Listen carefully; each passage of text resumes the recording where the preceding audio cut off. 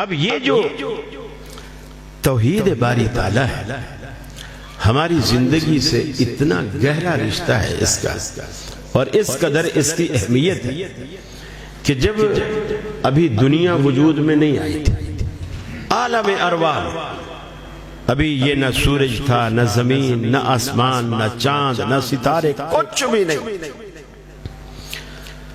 اللہ تعالیٰ نے اس عالم ارواح کے اندر، آپ نے تو ختم نبوت کانفرنس رکھی ہے نا، اللہ نے اس وقت توحید کانفرنس منعقد کی، اور اس توحید کانفرنس میں اللہ نے قرارداد خود پیش کی۔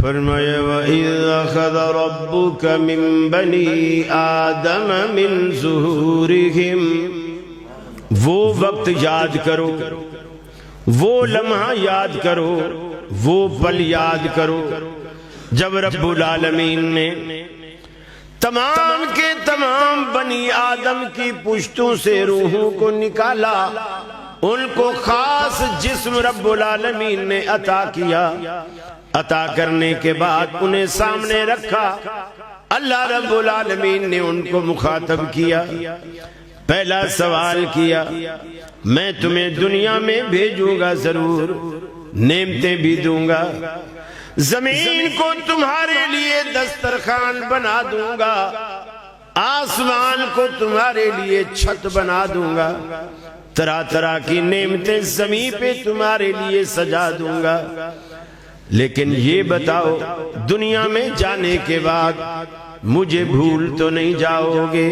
الست بربکم، اپنے ضمیر کو ٹٹول کر میرے اس سوال کا جواب دو، میں تمہارا رب ہوں کہ نہیں؟ دنیا میں جانے کے بعد کس کو اپنا معبود مانو گے؟ کس کو داتا و دستگیر مانو گے؟ کس کو اپنا رزاق اور مالک مانو گے؟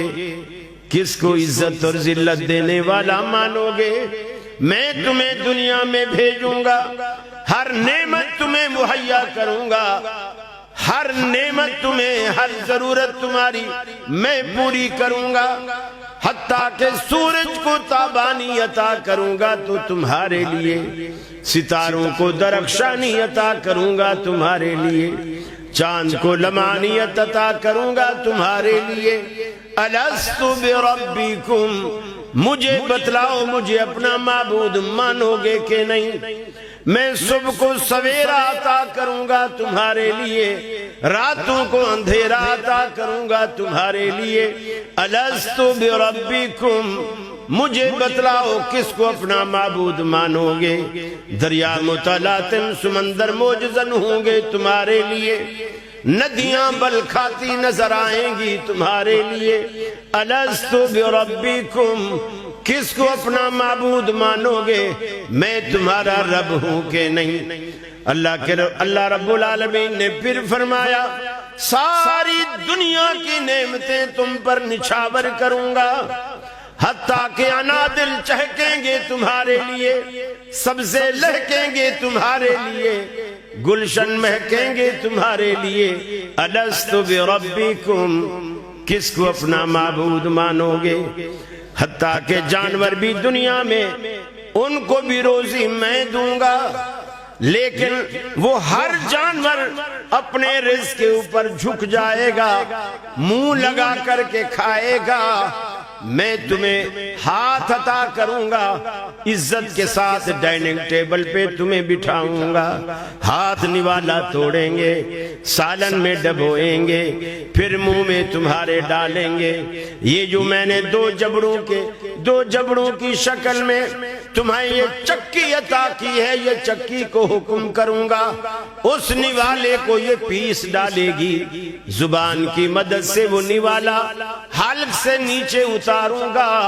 یہاں سے رب العالمین نے دو راستے بنا دیے، ایک راستہ آپ کے پھیپھڑوں کو سانس کے لیے جاتا ہے، ایک راستہ سیدھا معدے کو جاتا ہے۔ جب نوالا یا پانی اندر سے حلق سے نیچے اترنے لگتا ہے، رب العالمین نے خودکار سسٹم کے تحت سانس والی نالی پر ڈھکنا لگا دیا۔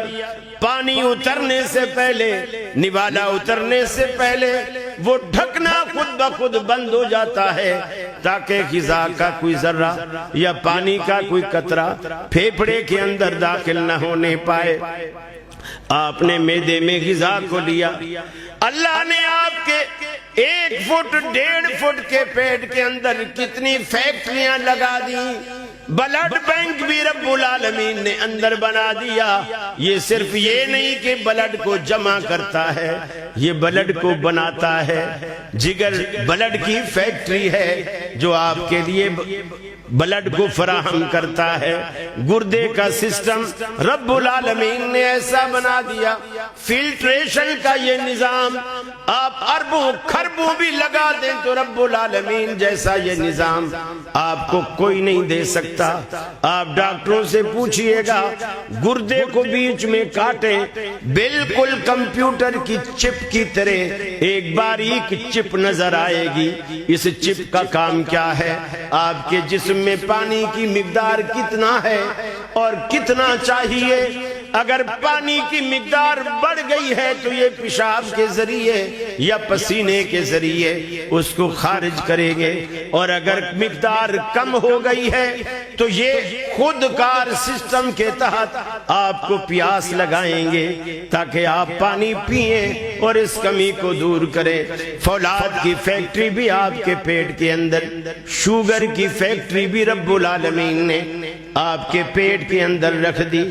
بعض تو اتنے شوگر، دیوان شوگر مل سے بھی بڑھ کر اتنے خود کفیل ہو جاتے ہیں کہ ساری زندگی چائے پھیکی پیتے ہیں، مٹھائیاں شوگر فری کھاتے ہیں، بوتلیں ڈائٹ پیتے ہیں، اس لیے کہ ان کے اندر چینی کی فیکٹری ہے، انہیں مزید چینی کی ضرورت نہیں۔ چونے کی فیکٹری بھی رب العالمین نے اندر لگا دی۔ اتنی فیکٹریاں 1.5 فٹ کے اندر اپنے اپنے مقام پہ کام کرتی ہیں۔ جب آپ کھا پی کے فارغ ہوتے ہیں، ڈکار دیتے ہیں، مسجد سے آواز آتی ہے، حی علی الصلاۃ، حی علی الفلاح۔ ارے جس کا تو نے دیا کھایا ہے، جس کا دیا پیا ہے، اس کا بلاوا آیا ہے۔ اللہ کے دروازے پر آ کے شکر ادا کر۔ پھر جو مشرک ہوتا ہے، کھاتا تو رب کا ہے، شکرانے کے لیے کوئی مزار ڈھونڈتا ہے، کوئی آستانہ ڈھونڈتا ہے، کوئی گھوڑا ڈھونڈتا ہے، کوئی تابوت اور تازیہ ڈھونڈتا ہے، کوئی قبر ڈھونڈتا ہے، طرح طرح پر مختلف مقامات پر جا کر اپنی جبین نیاز کو رسوا کرتا ہے۔ حالانکہ اللہ رب العالمین نے انسان کو عزت اور وقار عطا کیا، جو کہ ہمارے صحیح بات ہے کہ ہم اس لائق بھی نہ تھے، ہماری اوقات بھی نہ تھی۔ رب العالمین نے ہماری اوقات سے بڑھ کر ہمیں یہ نعمتیں عطا کی۔ فرمایا میرے بندے بتا، دنیا میں جب جاؤ گے کس کو اپنا معبود مانو گے؟ سب نے کہا قالو بلا، اللہ کیوں نہیں، تو ہی تو ہمارا رب ہے، تو ہی تو ہمارا داتا ہے، تو ہی ہمارا پالنہار ہے۔ سب نے یک زباں ہو کر کے کہا۔ ان میں عربی بھی ہیں، عجمی بھی ہیں، گورے بھی ہیں، کالے بھی ہیں، نمک حلال بھی ہیں، نمک حرام بھی ہیں، سعادت مند بھی ہیں، شقاوت پسند بھی ہیں۔ سب نے یک زباں ہو کر کے کہا اللہ تو ہی ہمارا رب ہے، تجھے ہی ہم مانیں گے۔ لیکن آج دنیا میں آنے کے بعد کس کو یاد ہے کہ وہ وعدہ ہم رب سے کر کے آئے ہیں؟ آج اتنے بے ایمان ہم ہو چکے، مسجد میں کھڑے ہوں گے تو بھی کہیں گے ایاک نعبد و ایاک نستعین، 5 وقت کہیں گے۔ الیکشن سے پہلے کنٹینروں پہ کھڑے ہو کر بھی لوگ تقریریں کریں گے ایاک نعبد و ایاک نستعین، لیکن جب اللہ وزارت عظمیٰ کا صحرا گلے میں ڈال دے گا بیوی سمیت ایک چوکھٹ پر گر جائیں گے۔ اللہ کہتا ہے کہاں گیا تمہارا وعدہ؟ وہ وعدہ کالو بلا، تم نے اس کے ساتھ کیا کیا؟ کہاں گیا تمہارا وعدہ؟